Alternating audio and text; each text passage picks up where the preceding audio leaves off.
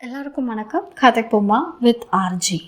நம்மளோட சேனலில் வீரயுக நாயகன் வேல்பாரி சரித்திரத்தை நம்ம 20 நிமிஷமாக மொத்த புக்கையும் நம்ம கேட்டுட்டு இருக்கோம். வாங்க அடுத்த 20 நிமிஷத்தை இன்னைக்கு கேட்கலாம். பாரி 55. முருகனும் வள்ளியும் கொடுத்த காதல் பரிசான சோமப்பூண்டு பானத்தை பருகும் முன்னுரிமை காதலருக்கே உரியது. எவ்வியூரின் தலைவனே ஆனாலும் அதற்கு கட்டுப்பட்டவன் தான். நாள்தோறும் அதிகாலை சோமப்பூண்டு போடப்பட்ட பெருந்தாளியில் நீர் எடுத்து ஊற்றும் பணியை முது பெண்கள் செய்வர். அந்நீரில் சோமப்பூண்டு கொஞ்சம் கொஞ்சமாக கரைந்து கலங்கி மயக்கும் மனத்தோடு பானமாக திரண்டிருக்கும். ஒவ்வொரு நாளும் ஒவ்வொரு இணையர் இக்காதல் பரிசை கையில் ஏந்தி ஆட்டத்தை தொடங்கி வைப்பர். அதற்கு பின்னர் தான் மற்றவர்களுக்கு தரப்படும். சோமப்பூண்டு கிடைத்து இன்று 5ஆம் நாள். இன்று ஆட்டத்தை யார் தொடங்க போகிறார்கள் என பலரும் காத்திருந்த பொழுது அரங்கினில் நுழைந்தால் அங்கவை உடன் வந்தான் உதிரன். எவ்வியூர் முழுக்க தெரிந்த கதைதான் இது. கொற்றவை கூத்தின் பொழுது தீக்களி பூசிக்கொண்டு நெருப்பில் இறங்கி ஆடினாள் அங்கவை.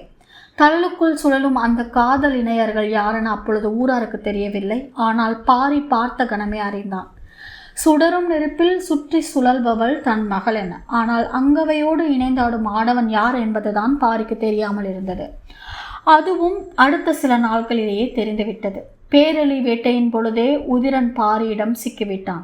அவனது உடல் மொழி கண்டே உண்மை அறிந்தான் பாரி. இச்செய்தியை அறியும் முன்பே கபிலரை பார்த்து கொள்ளும் பொறுப்பினை உதிரனுக்கு கொடுத்திருந்தான் பாரி. இயல்பாய் அமைவதை கூட இயல்பானது என ஏற்றுக்கொள்ள முடியாத காரணத்தோடு இயங்கும் ஆற்றல் காலத்துக்கு உண்டு. பாரி தனது இயல்பின் வழியே இணையருக்கான வழித்தடத்தை செப்பனிட்டு கொடுத்திருந்தான். கபிலரிடம் பாடம் கேட்க எந்நேரமும் அவரின் குடிலில் அங்கவே இருந்தால் அவருக்கு உதவி செய்ய அங்கேயே இருந்தான் உதிரன். பெரும்புலவனின் சாட்சியாக செழித்து வளர்ந்தது காதல். யாருக்கு யார் பாடம் கற்றுக் கொடுக்கிறார்கள் என்ற குழப்பம் குடிலில் எப்பொழுதும் நிலவியது. அங்கவையை போன்ற அறிவில் சிறந்த மாணவிக்கும் உதிரனை போன்ற அழகு நிறைந்த வீரனுக்கும் இடையில் மொழி கற்றுத்தரும் புலவன் சிக்கியிருந்தான். பெரும் புலவனை உருட்டியும் மறைத்தும் விளக்கியும் விளங்கியும் விழுங்கியும் விளையாடும் விளையாட்டு கால நேரமின்றி நடந்து கொண்டிருந்தது. அவர்கள் இருவரும் காதல் கொண்டுள்ளனர் என்று கபிலர் அறிவார். எனது குடிலில் இருக்கும் பொழுது கல்வி அறிதல் தாண்டி சிறு கவன செலுதல் கூட அங்கவையிடம் இருந்ததில்லை. அதே போலத்தான் உதிரனும் எனக்கான பணியை செய்வதை தவிர வேறு எதிலும் ஈடுபாடின்றி விலகி நிற்பான் என்று அவர்கள் இருவரை பற்றியும் பெருமையோடு மற்றவர்களிடம் கூறுவார் கபிலர். பெரும் புலவனே ஆனாலும் காதலர்களின் விளையாட்டில் தான் என்னவாக இருக்கிறோம் என்பதை கண்டறிய முடியாதுதானே. கபிலர் பார்ப்பதை மட்டுமே உண்மை என நம்பியிருந்தார். அவர் பார்க்காத பகுதியில் தான் உண்மையின் முழுமை இருக்கிறது என்பதை அவர் அறியவில்லை. அவர்கள் இருவரும் காதல் கொள்கிறார்களா என்ற ஐயம் பலமுறை கபிலருக்கு வந்துள்ளது. ஏனென்றால் அவர்கள் இருவரும் தங்களுக்கு இடப்பட்ட பணியினை தவிர வேறு எதையும் செய்வதில்லை என்று அவர் நம்பினார். கபிலரை கண்ணை கட்டி விளையாட்டு காட்டியதுதான் அவர்களின் காதல் செழித்திருந்ததன் அடையாளம். புலவன் மனங்களுக்குள் ஊடுருவ தெரிந்தவன். அங்கவையின் கண்ணை பார்த்தே கதையை சொல்லும் ஆற்றல் கபிலருக்கு உண்டு. ஆனாலும் அவரால் இவர்கள் பேசிக்கொள்ளும் மொழியை புரிந்து கொள்ள முடியவில்லை. காரணம், அம்மொழி இயற்கையின் ஆதி ரகசியங்களை கொண்டிருந்தது. அங்கவை தனது கூந்தலுக்குள் பூச்சூடி வருவதுதான் கபிலருக்கு தெரிந்தது. ஆனால் விரியதழ் மலர் சூடுவதற்கு ஒரு பொருள் உண்டு. கூம்பு வடிவ பூச்சூடினால் சொல்லும் செய்தி வேறு ஒன்று. 4 இதழ் மலர் சூடி வரும்போதெல்லாம் அங்கவையின் முகத்தில் இருக்கும் பூரிப்பு கபிலரால் உய்தறிய முடியாதது. சமதளத்தில் மன்னர்கள் ஆணரையை கவர வெற்றிப்பூ, மீட்க கரந்தைப்பூ, போருக்கு முனைய வஞ்சிப்பூ, தாக்கியோரை எதிர்க்க காஞ்சிப்பூ, வெற்றுக்கு வாகைப்பூ என புறக்காரணங்களின் அடையாளங்களாக பூக்களை சூடிக்கொண்டனர். பூக்கள் செடி கொடிகளின் அக அடையாளம். கிளைகளுக்கும் தண்டுகளுக்கும் இலைகளுக்கும் இல்லாத வண்ணமும் வாசமும் பூக்களுக்கு இருப்பது அதனால்தான். குறிஞ்சி காதல் நிலம். அக்காதல் நிலத்தில் நிகழும் காதல் விளையாட்டுக்கு பூக்களை விட சிறந்த தூதுவன் யாராக இருக்க முடியும்? பூக்கள் தான் செய்தியை சொல்கின்றன. பூக்கள் தான் உயிரை கொள்கின்றன. ஒரு நாள் வழக்கத்துக்கு மாறாக கூந்தலில் எப்பவும் சூடாமல் வந்திருந்தால் அங்கவை. முழு பயிற்சியின் புதிய பாடத்தை தொடங்கும் நாள் அது. அங்கவை ஏதோ ஒரு மனசோர்வில் இருக்கிறாள் என்று கபிலர் புரிந்து கொண்டார். அதனால் புதிய பாடத்தை தொடங்கவில்லை. சிறிது நேரம் உதிரன் வெளியே போய் வந்தான். அங்கவை உட்கார்ந்திருந்த இடத்தின் அருகே அத்திக்காய் இருந்தது. பாடம் முடிந்து அங்கவை போன பின்பே கபிலர் அதனை பார்த்தார். இது இங்கே எப்படி வந்தது என குழம்பிய கபிலருக்கு அத்திக்காய் சொல்லும் செய்தி தெரியவில்லை. அத்திக்காய் பூக்காமல் காய்ப்பது. வாழ்வின் ஒரு கட்டத்தை தாவி கடப்பதன் அடையாளம் அது. அங்கவையும் உதிரனும் காதலின் அடுத்த கட்டத்தை அறிய ஆசைப்பட்டதன் வெளிப்பாடு அது. பூச்சூடாமல் அங்கவை வந்ததால் உதிரன் அத்திக்காய் கொடுத்து தனது எண்ணத்தை சொன்னானா, அல்லது பூச்சூடாமலே வந்தவள் அத்திக்காய் கொடுத்து அழைத்து விட்டு போனாளா? யார் அறிவார்? காயை அறியாத கபிலர் காதலை எப்படி அறிவார்? கண்முன் நடக்கும் உரையாடலை கண் கொண்டு மட்டும் பார்த்துவிட முடியாது. ஏனென்றால் இது காதலின் உரையாடல். நிகழ்த்தப்பட்ட உரையாடலின் தொடர்ச்சி இப்பொழுது என்னவாக நிகழ்ந்து கொண்டிருக்கும் என்பது தெரியாததால் தான் அத்திமரம் பற்றிய பாடலை அங்கவைக்கு சொல்லாமல் விட்டுவிட்டோமோ என்று கவலைப்பட்டு கொண்டிருந்தார் கபிலர். தனக்கு பாடம் கற்பிக்கப்பட்டு கொண்டிருக்கிறது என்பதை புரியவில்லை அவருக்கு. காதல் விளையாட்டில் இணையற்ற இணையரான அங்கவையும் உதிரனும் சோமப்பூண்டின் பானம் பருக அரங்கினில் நுழைந்தனர். அங்கவை வழக்கத்துக்கு மாறாக சற்றே நாணத்தோடு உள்ளே நுழைந்தாள். உதிரன் அமைதியான இயல்பை கொண்டவன். சிரித்த கண்களை கொண்ட அவனது முக அமைப்பு யாரையும் மயக்கக்கூடியது. உதட்டோரம் இருக்கும் சிறு குழி முகத்தில் எப்பொழுதும் ஒரு சிரிப்பு மலர்ந்திருப்பதைப் போலவே தோற்றம் தரும். மகிழ்வு நீங்காத அழகன் அவன் மயங்கி கிடக்கும் அழகியவள். உள் நுழைந்த இருவரை பார்த்ததும் பழசாற்றை ஊற்றித்தர குவளையை எடுத்தாள் முதுமகள். ஆனால் அங்கவையோ அவள் எடுக்கும் குவளையை பார்க்காமல் சற்று தள்ளி எதையோ பார்த்து கொண்டிருந்தாள். அங்கு எதை பார்க்கிறாள் என முதுமகளும் திரும்பி அப்பக்கம் பார்த்தாள். நீர் கொண்டு வரும் பானை அவ்விடம் இருந்தது. முதுமகள் கையில் ஏந்திய குவளையை கீழே வைத்துவிட்டு அப்பானையை பார்த்த பொழுது உதிரன் பானையை கையில் எடுத்தான். முதுமகளுக்கு வியப்பு தாங்க முடியவில்லை. தொடங்கும் பொழுதே பானையிலா என்றாள். ஆம், வேறு வழியில்லை, இப்பெருந்தாளியை தூக்கி செல்ல முடியாதல்லவா என்றான் உதிரன். முதுமகளால் சிரிப்பினை அடக்க முடியவில்லை. நாங்கள் காதலர்களான பிறகு முதன்முறையாக இப்பொழுதுதான் சோமப்பூண்டு கிடைத்திருக்கிறது. இச்சிறு குவளையில் வாங்கி என்று தீர்க்க எமது கனவை. இவ்வளவு ஆர்வம் கொண்ட நீங்கள் 5 நாட்களாக ஏன் வரவில்லை என்று கேட்டாள் முதுமகள். உதிரன் சொன்னான், நான் கபிலருக்கு உதவியாளன். அவரை அருந்த செய்து மகிழ்விப்பதுதான் பாரி எனக்கு இட்டுள்ள கட்டளை. எழ முடியாத மயக்கம் கொண்டு அவர் துயிலும் நாளுக்காக காத்திருந்தோம். இன்றுதான் அது வாய்த்தது. பேசிக்கொண்டிருக்கும் பொழுதே அடுத்த இணையர் உள்ளே நுழைந்தனர். அவர்கள் நீலனும் மயிலாவும்.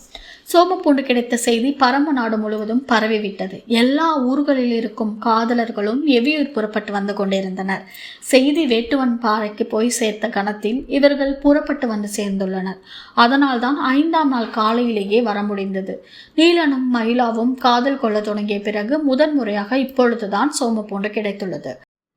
அரங்கினுள் முதலில் நுழைந்தான் நீலன். தொடர்ந்து மயிலா வந்தாள். மயிலாவை பார்த்ததும் முதுமகளுக்கு உள்ளுக்குள் சிறு அச்சம் எட்டி பார்த்தது. நீலன் அதிசிறந்த வீரன் என பரம்பெங்கும் அறியப்பட்டவன். அவனை வீழ்த்திய வல்லமை கொண்டவளை பற்றி அதைவிட அதிகமாக அனைவருக்கும் தெரியும். அரங்கினுள் நுழைந்ததும் சோமப்பூண்டின் மனம் நீலனின் மூக்கில் ஏறியது. சற்றே காரத்தன்மையோடு இருக்குமோ என தோன்றிய கணத்தில் அதன் தன்மை வேறொன்றாகப்பட்டது. இதுவரை உணராததாக இருக்கிறதே என்று நினைக்கும் பொழுதே அவன் கிறக்கத்தில் மூழ்கத் தொடங்கினான். அருகிருந்த மயிலா அவனது முதுகை தட்டினாள். விழிப்பு வந்தவனைப் போல மனம் விலகி மீண்டான். அங்கவையும் உதிரனும் இதுவரை பருகவில்லையே தவிர 5 நாட்களாக இவ்வாடையை நுகர்ந்து பழகிவிட்டனர். ஆனால் நீலனுக்கும் மயிலாவுக்கும் அப்படியல்ல. நுகர்வதே இவ்வளவு கிறக்கம் கொடுக்குமானால் அருந்தினால் என்னவாகும்? கிறக்கம் விலக்கி ஊற்றி கொடுக்கும் முதுமகளின் அருகில் வந்தனர் இருவரும். இவர்கள் இருவரும் பானையைத்தான் தூக்குவார்கள் என நினைத்த முதுமகள் குவளையை ஓரத்தில் வைத்துவிட்டு இன்னொரு பானையை எடுத்தாள். நீலன் முதுமகளையே பார்த்து கொண்டிருந்தான். என்ன இப்படி பார்க்கிறாய்? பானையைத்தானே எதிர்பார்த்தாய், அதைத்தான் எடுக்கிறேன் என்றாள். நீலனோ, இல்லை, நாங்கள் பானையை எதிர்பார்த்து வரவில்லை என்றான். அப்புறம் எதை எதிர்பார்த்து வந்தீர்கள்? இவர்கள் இருவரைப் போல பெருந்தாளியை தூக்கி போகலாம் என நினைத்து வந்தீர்களா என கேட்டபடி சிரித்தாள். உதிரனும் அங்கவையும் உடன் சிரித்தனர். நீலன் சொன்னான், அவர்கள் காதல் கொண்டுள்ள இடம் எவ்வியூர். எனவே அவர்களால் பெருந்தாளியை தூக்கி சென்று விட முடியும். ஆனால் நாங்கள் வேட்டுவன் பாறைக்கல்லவா போக வேண்டும். அவ்வளவு தொலைவு எப்படி தூக்கி செல்ல முடியும்? சற்றே வியப்போடு முதுமகள் கேட்டால், அப்படி என்றால் என்ன செய்யலாம் என்று வந்துள்ளீர்கள்? முதுமகள் சொல்லி முடிக்கும் முன்பே மயிலா சொன்னால், சோமப்பூண்டை எடுத்து செல்லலாம் என்று.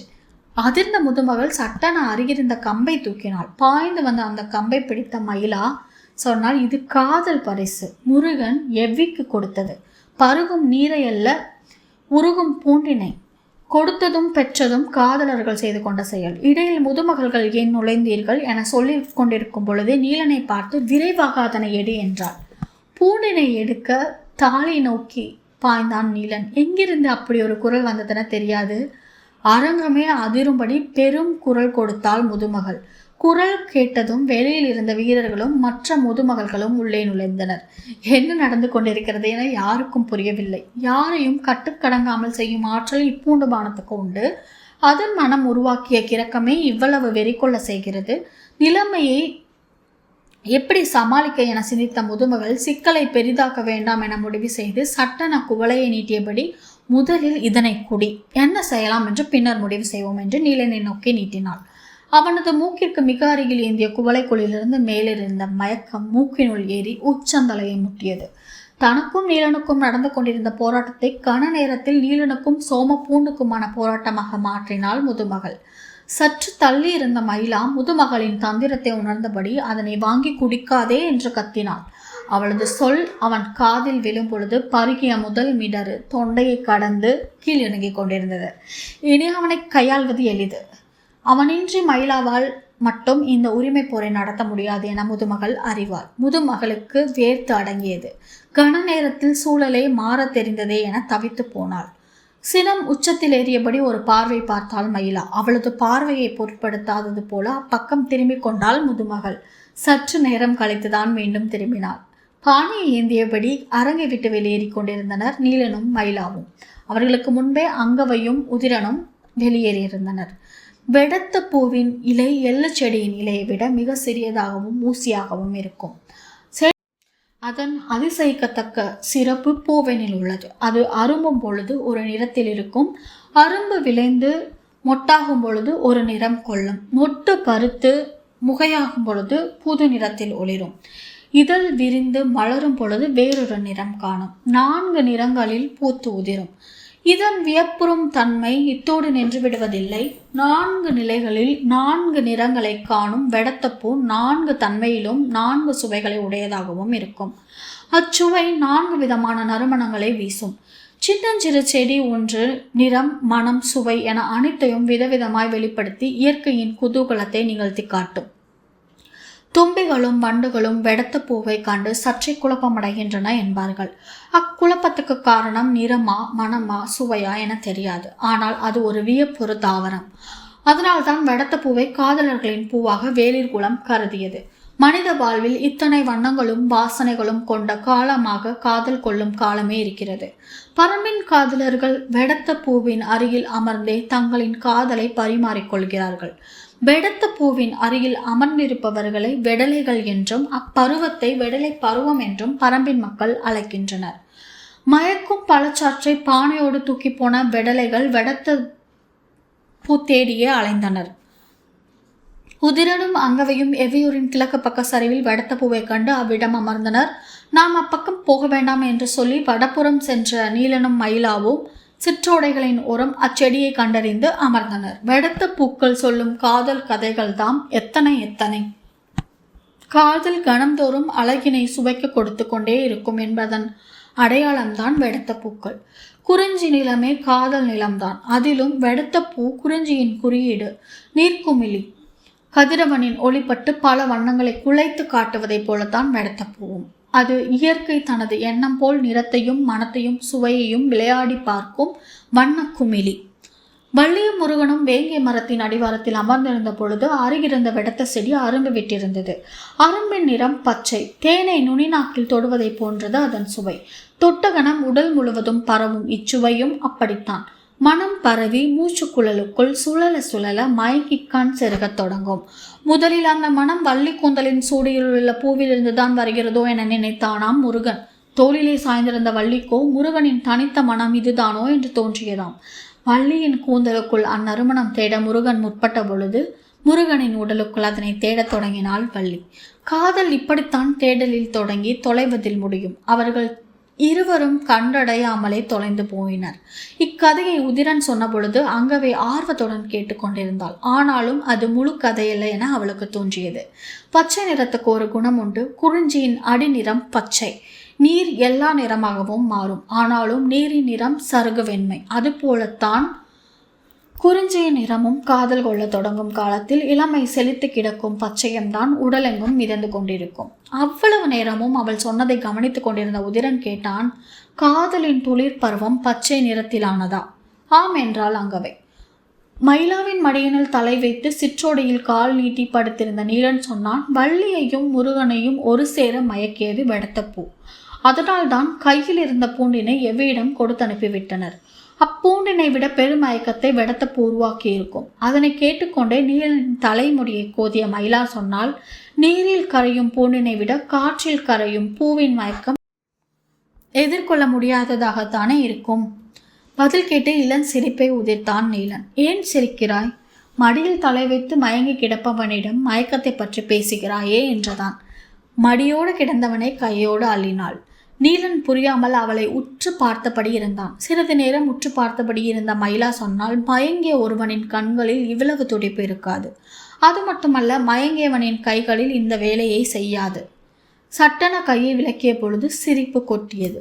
மகிழ்ந்து சிரித்தபடி நீலன் சொன்னான், பூவோ மதுவோ எல்லாம் நினைவை உதற செய்யும் மயக்கங்களைத்தான் உருவாக்கும். காதல் மட்டும்தான் மயங்க மயங்க நினைவை செழிக்க செய்யும். எவ்வளவு மயங்கினாலும் உணர்வு புலன்கள் மயங்குவதில்லை என்பதை நீலன் சொல்லி கொண்டிருந்த பொழுது மயங்காத மயக்கம் கொண்டிருந்த மயிலா கேட்டால், மயங்கினாலும் முடியாத விளையாட்டா இது? ஆம், மன அளவில் இது முடிவுறாதது. நீர் வற்றினாலும் ஓடையின் குணம் மாறாதல்லவா? காதலும் அப்படித்தான். சொல்லும் பொழுது அவள் உடல் அவன் மீது சரிந்து கீழிறங்கியது. அவள் சொன்னால், வெள்ளம் ஓடினாலும் ஓடையின் குணம் மாறாததானே. இதற்கு மேல் இருவராலும் பேசிக்கொண்டிருக்க முடியவில்லை. சிற்றோடையில் பெருவெள்ளம் ஓடியது. காதலின் நிறம் பச்சையா என கேட்டான் உதிரன். துளிரின் நிறம் பச்சை, சிலிப்பின் நிறம் பச்சை, இயற்கை நிறம் பச்சை. எனவே காதலின் நிறமும் தொடக்கத்தில் பச்சைதான், பின்னர் தான் வெடத்த பூ போல அதுவும் மாறுகிறது என்றாள் அங்கவை. செடி கொடிகளைப் போல மனிதனும் நிறம் மாறுவானா? அங்கவை சொன்னால், மனித உடலுக்கு நிறம் மாற தெரியாது, ஆனால் நிறத்தை சுரக்க தெரியும். விடை இன்னும் வியப்பை கொடுத்தது. ஆனாலும் அவனது அறிவுக்கு எட்டாததாக அது இருந்தது. கபிலரின் மாணவியாய் காதலை சொல்லித்தர முயலாதே, காதலியாய் உடனிணைந்து கண்டறிய முயற்சி செய். அவன் சொல்வது சரிதான் என தோன்றியது. என்ன செய்யலாம் என சிந்தித்தாள். உதிரனின் ஆர்வம் சற்றே வேகம் கொண்டிருந்தது. மனித உடலுக்குள் வண்ணங்கள் சுரப்பதை அறிய வழி உண்டா? எத்தனையோ வழிகள் உண்டு. ஒவ்வொரு உடலுக்கு தகுந்து அது மாறும், மலரும். உதிரனின் முகத்தில் வியப்பே தெரிந்தது. எப்படி அவனுக்கு விளங்க வைப்பது என சிந்தித்த அங்கவை சற்றே நெருங்கி உதிரனின் கன்னத்தை இரு கைகளாலும் அள்ளி பிடித்தாள். அவளது உள்ளங்கையின் குளுமை உச்சந்தலைக்கு ஏறியது. சிந்தனையின் வழியே அறிய எவ்வளவு முயன்றாலும் பிடிபடாத காதல் சின்ன தொடுதலின் எல்லாவற்றையும் அறிய செய்து விடுகிறது. அங்கவை உதிரனை தொடுதல் ஒன்றும் புதிதல்ல. ஆனால் காதலின் ஆழம் காணும் உரையாடலின் நடுவே உதிரனை அள்ளி எடுக்கும் பொழுது அவன் உடலும் அறிவும் ஒன்றாய் கிளர்ந்தெழுந்தன. உடல் முழுவதும் பூத்து அடங்கியது உதிரனுக்கு. கைகளில் ஏந்திய உதிரனின் முகத்தை உற்று பார்த்தபடி அங்கவை சொன்னால், காதல் மலர தொடங்கும் கணம் உன் கண்களில் நரம்புகளில் பச்சை நிறம் ஓடி மறைகிறது. இப்படி ஒரு விளக்கத்தை எதிர்பார்க்கவில்லை. காதலின் தொடக்க நிறம் பச்சை என்று அதனால்தான் சொன்னாளா என்று எண்ணியபடி அங்கவையின் கன்னம் ஏந்த தன் கைகளை அருகில் கொண்டு சென்றான். உதிரனின் கன்னத்திலிருந்து கைவிலக்கி தன்னை நோக்கி வரும் அவனுடைய இரு கைகளையும் இறுக பற்றினாள் அங்கவை. உதிரனுக்கு புரியவில்லை. பிடித்த கைகளின் முனையில் சிறியதாய் உதடு குவித்து முத்தம் கொடுத்தாள்.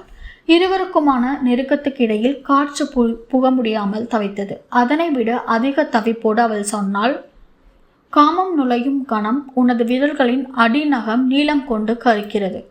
மயக்கத்தில் மூழ்கிய உதிரன் காதல் விலக்கி சட்டென தன் விரல்களின் அடிநகம் பார்க்க தொடங்கினான். ஆனால் அவளோ அவற்றை தனது மார்போடு அணைத்து பிடித்தாள். உதிரனின் கண்கள் சுழன்று மூழ்கின.